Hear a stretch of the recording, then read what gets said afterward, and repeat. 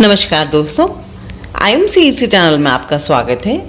Education से जुड़ी हर जानकारी जानने के लिए आप हमारे चैनल को सब्सक्राइब करें और हमारी वीडियो को लाइक करें और नीचे दिए गए बेल आइकन को ज़रूर दबाएं ताकि आपके पास हमारी वीडियो से जुड़े हुए नोटिफिकेशन बिल्कुल अप टू डेट टाइम से आ पाएँ।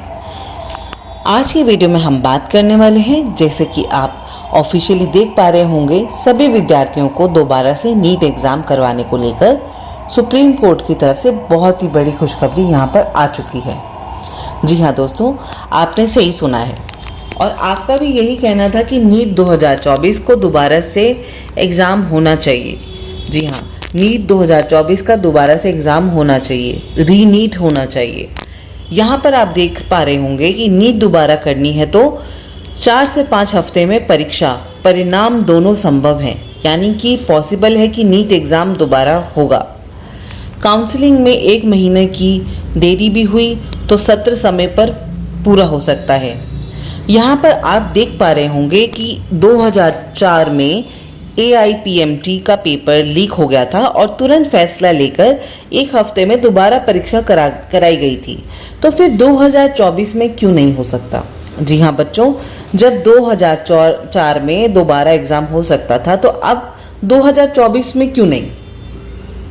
इस बार भी पेपर लीक हुआ है और कुछ लोग पकड़े गए हैं, इन्वेस्टिगेशन भी चल रही है।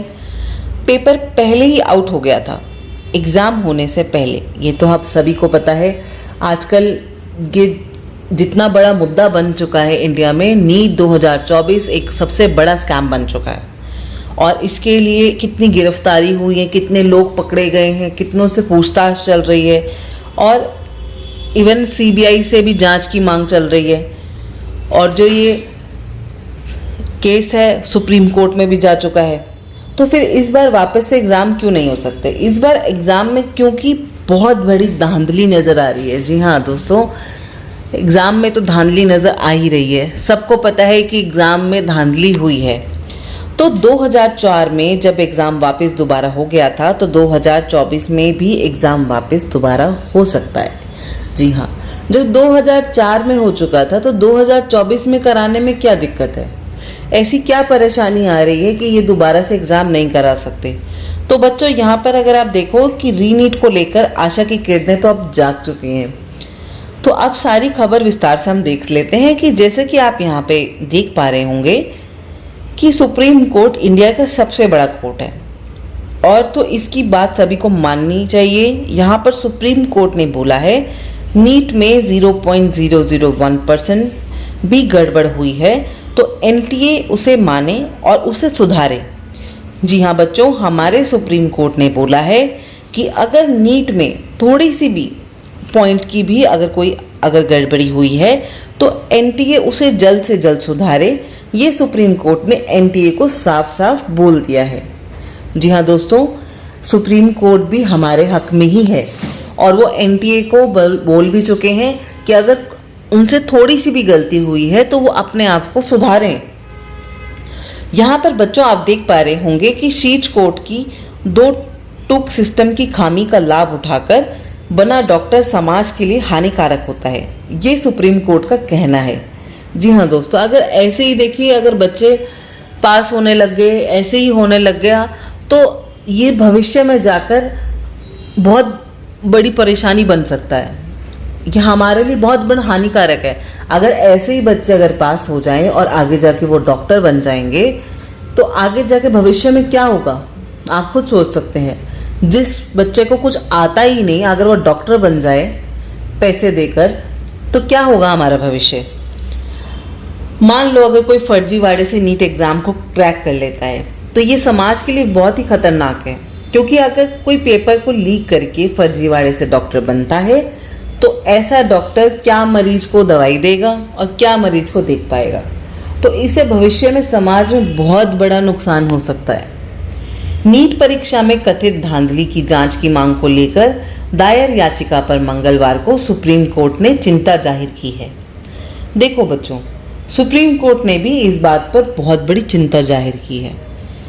कारण तो आप सबको पता है कि अगर ऐसे ही डॉक्टर बनेंगे, पेपर लीक होंगे रिश्वत देकर, तो ये समाज के लिए बहुत ही खतरनाक है और ऐसे डॉक्टर भविष्य में मरीज का कभी भी सही से इलाज नहीं कर पाएंगे। सही इलाज वही कर पाएगा जिन्होंने पढ़कर मेहनत करके डॉक्टरी करी होगी, और मेहनत करने वाला ही बच्चा आगे जाके एक अच्छा डॉक्टर बनता है। और एनटीए को 2 टूक कहा है सुप्रीम कोर्ट ने। अगर नीट परीक्षा में 0.001% भी गलती हुई तो उसे एनटीए स्वीकार करे, यानी कि अगर कोई मामूली सी भी गलती हुई है तो एनटीए उसे स्वीकार करे और उसको दूर करे। सुप्रीम कोर्ट तो सिर्फ मामूली सी गलती के लिए ही एनटीए को बोल रहा है, लेकिन सभी बच्चों को मालूम है कि यहाँ पर बहुत बड़ी गड़बड़ी हुई है। नीट 2024 परीक्षा में बहुत बड़ी धांधली हुई है। जी हाँ, सुप्रीम कोर्ट तो सिर्फ एनटीए को इतना ही बोल रहा है कि अगर आपके पास 0.001% भी गलती हुई है तो आप उसे ही सुधार लीजिए, लेकिन उन्हें भी पता है और हमें भी पता है कि कितनी बड़ी धांधली हुई है। सुप्रीम कोर्ट ने कहा है कि हम आपसे समय पर कार्रवाई की उम्मीद करते हैं, तो यहाँ पर सुप्रीम कोर्ट ने साफ साफ एनटीए को बोल दिया कि कार्रवाई करने के लिए। इतना ही नहीं, कोर्ट ने केंद्र सरकार व एनटीए को नोटिस जारी कर जवाब मांगा है और इस याचिका को भी नीट की अन्य याचिकाओं के साथ टैग कर दिया है, और अब इसकी अगली सुनवाई 8 जुलाई को होगी। इस याचिका में जस्टिस भट्टी ने एनटीए के वकीलों को कहा है कि कल्पना करें यदि आपका उपचार करने वाला सिस्टम की खामी का लाभ उठाकर डॉक्टर बना हो तो ऐसा डॉक्टर न सिर्फ आपके बल्कि पूरे समाज के लिए हानिकारक है। जी हाँ दोस्तों, अगर ऐसे ही डॉक्टर बनेंगे तो वो पूरे समाज के लिए हानिकारक है। तो वो क्या ही मरीजों को देखेंगे? जब उन्हें कुछ आता ही नहीं तो वो क्या डॉक्टर बनेंगे और क्या मरीजों को चेक करेंगे और क्या दवाई देंगे?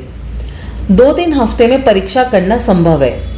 एनटीए के पास प्लान बी तैयार है, तो दोबारा नीट कराने में कठिनाई नहीं होनी चाहिए। नीट दोबारा कराने का फैसला होता है तो 2-3 हफ्ते में फिर से कराई जा सकती है। सबसे ज़्यादा समय सेंटर तय करने में लगता है। प्लान बी तैयार नहीं होगा तो कुछ और वक्त लग सकता है। उम्मीद है एनटीए के पास प्लान बी तो होगा ही। रिजल्ट एनटीए 20 दिनों से कम में जारी कर सकता है। परीक्षा के बाद रिजल्ट घोषित करने में 2 हफ्ते का और वक्त लग सकता है, यानी 4 से 5 हफ्ते में पूरी प्रक्रिया पूरी की जा सकती है। और रही बात काउंसलिंग की, तो दोबारा नीट के बाद भी काउंसलिंग लेट नहीं होगी, तो काउंसलिंग में दोबारा नीट एग्जाम होने के बाद भी कोई इशू नहीं आएगा। काउंसलिंग अपने टाइम से हो जाएगी। काउंसलिंग जुलाई के दूसरे हफ्ते में शुरू होती है। पहले राउंड के बाद एम्स और जिपमर में दाखिले हो जाते हैं और 16 अगस्त से सत्र शुरू हो जाता है।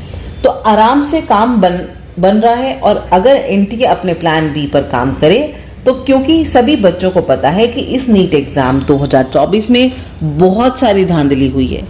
इस एग्ज़ाम में पेपर लीक भी हुआ है और ग्रेस मार्क्स में भी गड़बड़ हुई है, केंद्र में भी गड़बड़ हुई है। तो इस एग्ज़ाम में शुरू से लेकर एंड तक हर जगह पे गड़बड़ है। जी हाँ दोस्तों, आप सभी को पता है कि शुरू से लेकर एंड तक हर जगह पे गड़बड़ है। एग्ज़ाम शुरू होने से लेकर एग्ज़ाम ख़त्म होने के बाद रिज़ल्ट आने तक हर चीज़ में गड़बड़ी है। तो क्यों नहीं ऐसे एग्ज़ाम को कैंसिल किया जाना चाहिए? जी हाँ दोस्तों, ये जो रिज़ल्ट्स है इसको खारिज कर देना चाहिए। कितने बच्चों को लगता है कि एनडीए को प्लान बी अब स्टार्ट कर देना चाहिए?